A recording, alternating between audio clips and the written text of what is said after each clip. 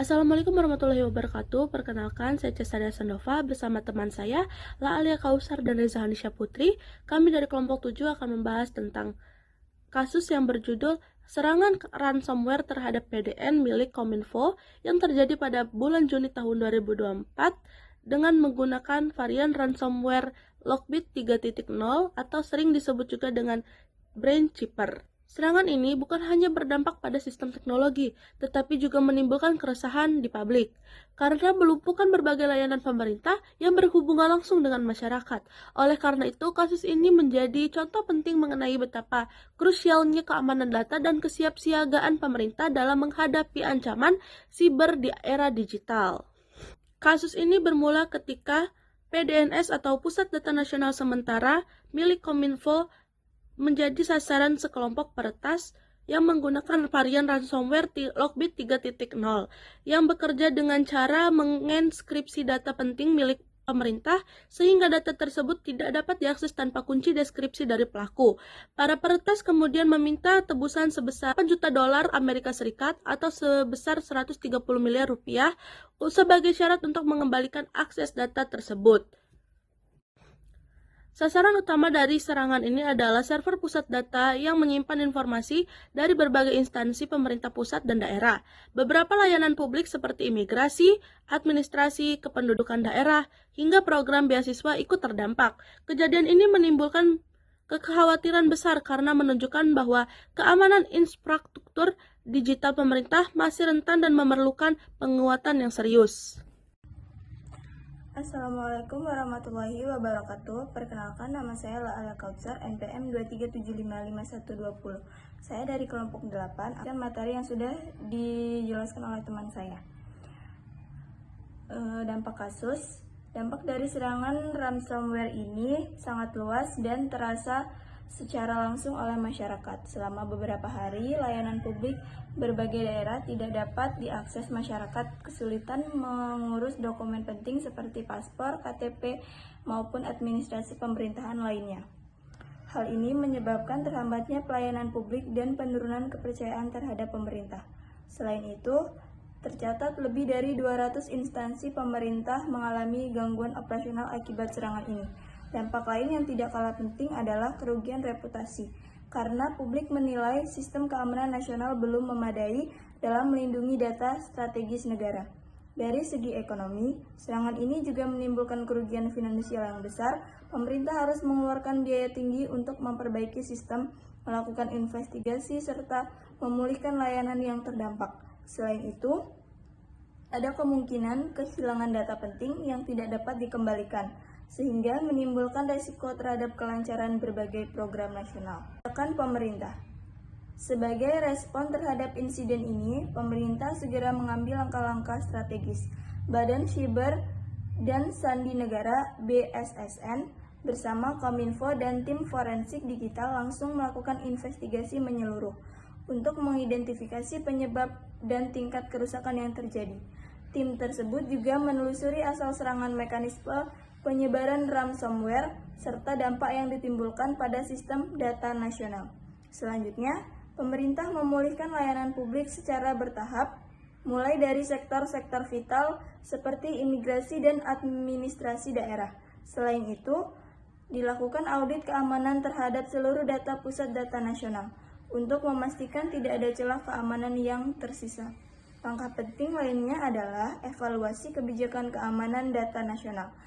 Pemerintah mulai menekankan pentingnya backup data yang terpisah dari sistem utama, sehingga jika serangan terjadi, data cadangan tetap aman. Kasus ini juga menjadi momentum bagi pemerintah untuk meningkatkan standar keamanan siber nasional dan memperkuat kerjasama administrasi.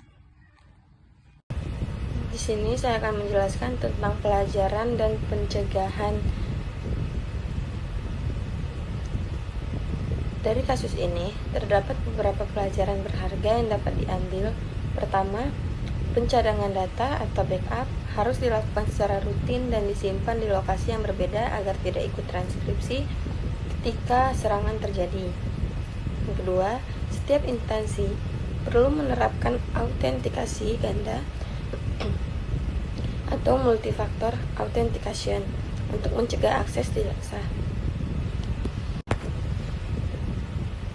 Selain itu, sistem harus menggunakan pengendalian akses berbasis peran agar hanya orang yang berwenang yang dapat mengakses data sensitif.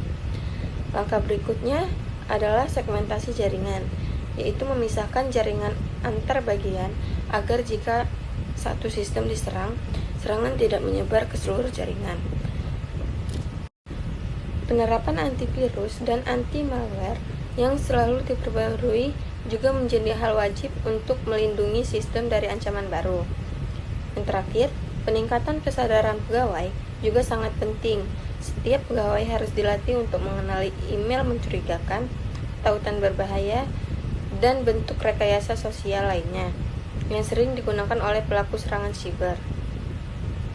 Dan yang terakhir, saya akan menganalisis etika. Dari sisi etika, kasus ini meningkatkan kita bahwa pemerintah memiliki tanggung jawab moral dan hukum untuk melindungi data publik.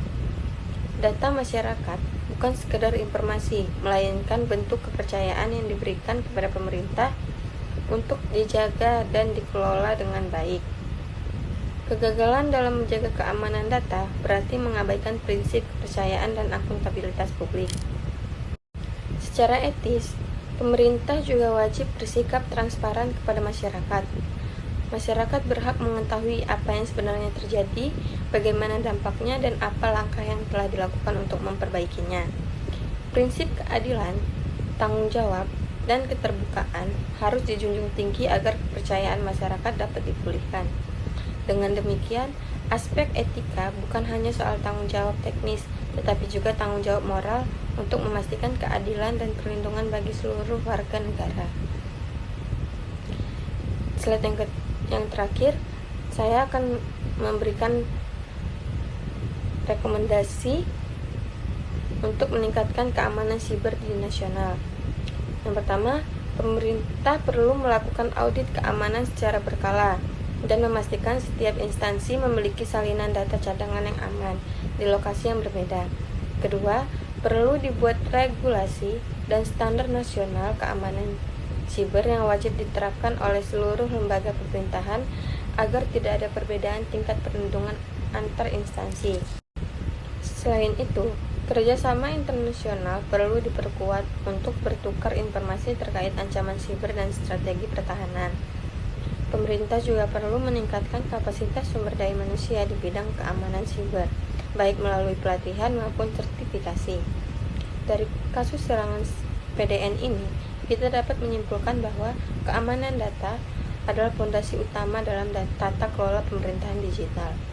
Masalah ini bukan hanya tentang teknologi, tetapi juga tentang kepercayaan, tanggung jawab, dan integritas dalam melindungi informasi publik. Demikian presentasi dari kelompok kami. Kami ucapkan terima kasih. Mohon maaf apabila ada kesalahan kata. Kami akhiri. Wassalamualaikum warahmatullahi wabarakatuh.